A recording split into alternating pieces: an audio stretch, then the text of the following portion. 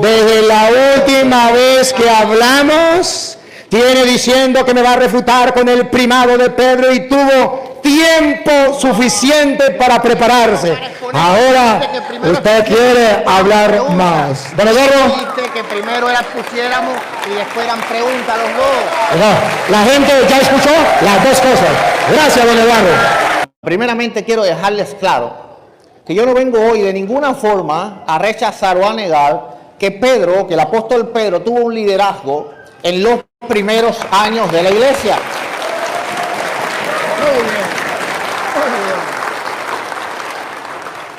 Yo no vengo a negar ni a rechazar que Pedro tuvo un liderazgo en la iglesia en los primeros años de la iglesia. A Simón y le cambió el nombre y se lo cambió en arameo.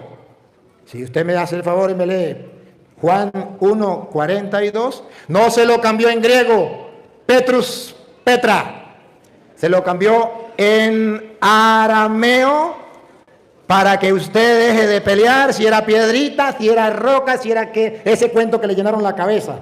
Juan 1:42, óiganlo. No veo aquí. Y le trajo a Jesús, y mirándole Jesús dijo: tú eres Simón, hijo de Jonás. Tú eres Simón, se llamaba Simón. Hijo de Jonás, serás llamado Cefas, que quiere decir Cefas. No le dijo Petrita chiquitica, Petrus. Le llenaron la cabeza de eso a él y él repite como un loro. No tiene la culpa. Dice algo más. Y ¿sabe qué? Petra, ¿por qué utiliza, si está hablando en griego, por qué utiliza una palabra en arameo? ¿Por qué? Para que no haya discusión. Yo le puedo mostrar donde habla de Pedro y él en donde habla de Pedro puede brincar diciendo que es piedrita, pero le puedo mostrar donde habla de Cefas, donde es jaque mate, no puede decir piedrita porque es lo mismo y lo escucharon de labios de él, solo que él no lo cree. Eso es problema de él. Te llamarás Cefas, roca, roca. Ahora, ¿qué enseña la iglesia? Que Pedro es la roca, entonces Cristo tiene que arrodillársele a Pedro. No, diga mentira, eso no lo enseña la iglesia. La iglesia católica enseña que el importante en la vida del cristiano es Jesucristo. No es Pedro, no es Santiago, no es Pánfilo, no es nadie, es Cristo. Pero que ese Cristo que es tan importante, al fundar la iglesia, dejó un papá, un jefe, un encargado. Y ese encargado para nosotros es Pedro. Señor Eduardo, cuando en la iglesia, para que usted entienda y no hable brutalidades delante de la gente, cuando la iglesia católica enseña que Pedro es aquel, ¿cómo que se llama? El primado de Pedro, lo que usted dice se le respeta porque es una persona. Pero que sepa que usted está calumniando diciendo que la iglesia católica cree que Pedro es el primado de Pedro porque le quita el puesto a Cristo y porque... No. Primado de Pedro porque está de primero después de Cristo. Observen el después. Después de Cristo viene Pedro. Después, no antes. Después de Cristo, póngalo donde usted quiera. Pero para nosotros el importante es Cristo. Pero ese Cristo dejó a un jefe dentro de la iglesia. A ese jefe que va a gobernar, que va a dirigir la iglesia, a eso nosotros llamamos primado, porque él lo leyó, donde Mateo dice, llamó a 12. Primero, eso se llama primado. Primero, Pedro. Y no hay segundo ni tercero, hay primado. Primero, el mundo entero ha de saber que para nosotros los católicos el primado es distinto a lo que a él le enseñaron. Y aquí hay un sacerdote católico que le está explicando a los católicos y a los protestantes que es lo que enseña la iglesia católica. Que cuando dice primado es porque Mateo dice, estos son los nombres de los apóstoles. Primero, Pedro, primado. Porque Cristo puso a Pedro como un jefe dentro de la iglesia. A eso nosotros llamamos primado. Usted puede llamar primado a su primo. Se le respeta. Pero para nosotros primado es el que está de primero como encargado de la iglesia de Jesucristo. Y sabemos que iglesia no es una construcción, que la iglesia es, lo que él mismo dijo, una congregación. Y hay un jefe en esa congregación. ¿Quién es el importante en esa congregación? Cristo. Pero después de Cristo, ¿quién va a dar órdenes? ¿Quién va a guiar? ¿Quién va a dirigir? Eso se llama primado.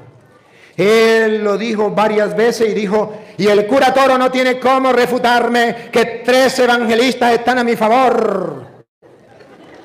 Mateo, Marcos, ¿lo recuerdan? Y Lucas. El cura no tiene cómo refutarme. Eduardo, el cura tiene cómo refutarle, pero escúcheme, para que lo sepa y más nunca meta la pata de esa manera. Escuche. El único que habla de esto es Mateo, porque para el conocimiento de Eduardo, Mateo es el único que le escribe a los judíos que vienen a convertirse, que se convierten, y él comienza a trabajar con los judíos. Por eso usted verá que desde el origen de Jesucristo, ¿cómo comienza Mateo? El origen de Jesucristo es de esta manera, porque él está hablando a los judíos. Todo lo que él le habla a los judíos. Y cuando él habla a los judíos y quiere mostrarle a los judíos que él bien dijo, ya Dios tenía un pueblo antes de venir Cristo, donde estaban los profetas, donde estaban toda esa gente. Ese era el pueblo de Dios. Pero ahora Cristo quiere mostrarle a los judíos a través del Evangelio de San Mateo que hay un nuevo pueblo de Dios, que en el Antiguo Testamento existía un rey, pero que ahora hay un nuevo rey, que en el Antiguo Testamento existía un pueblo, ahora hay un otro pueblo. Y por eso usted verá que Mateo va a retomar lo que dice Isaías capítulo 22, versículos 20 al 22. Cuando toma Mateo la idea de Isaías 22, 20 al 22. Si quiere, hágame por favor y me lo lee, Eduardo. Así me gusta. Isaías 22, 20 al 22. ¿Por qué el único que lo toma es Mateo? Porque Mateo le habla a los judíos que conocían a Isaías, que conocían las escrituras anteriores, que conocían la historia del pueblo.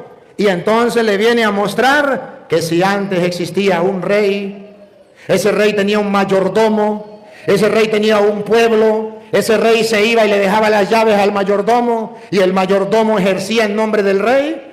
Ahora en el Nuevo Testamento hay un nuevo rey, Cristo. Ese rey le deja las llaves a un mayordomo, Pedro. Óiganlo, Isaías capítulo 22, versículo 20 al 22. En aquel día llamaré a mi siervo Eliaquín, hijo de Hilcías, y lo vestiré de las vestiduras y lo ceñiré de tu talabarte, y entregaré en sus manos tu potestad, y será padre al morador de Jerusalén y a la casa. Será padre, y ahí es lo que llamamos papá, padre, jefe, a los moradores de Jerusalén, a todos los que súbditos del rey. Será un padre para ellos. Siga. A los moradores de Jerusalén y a la casa de Judá. Cerrará y nadie abrirá. Y lo hincaré como clavo en lugar firme y será por asiento de honra a la casa de su padre. ¿Y por qué no me lee un poquitico más atrás? ¿Cuál más atrás? ¿Me dijo cuánto? Sí, lee otra vez el 22, otra vez. 20 al 22, 20. Ok. Y pondré la llave de la casa de David sobre... Esa es la que me interesa, que a él no le interesa leerlo. Se hace el loco. Entendámoslo, no lo vio. Mateo toma a hablarle a los judíos y le dice, en el Antiguo Testamento todo judío sabía que el rey le daba las llaves al mayordomo públicamente para que los súbditos del rey le obedecieran y lo tomaran como un padre, y lo que él abra nadie podrá cerrar, y lo que él cierre nadie podrá abrir. Así lo hacía el pueblo de Israel. ¿Por qué no lo dice Marco? Porque Marco no le escribió a los judíos.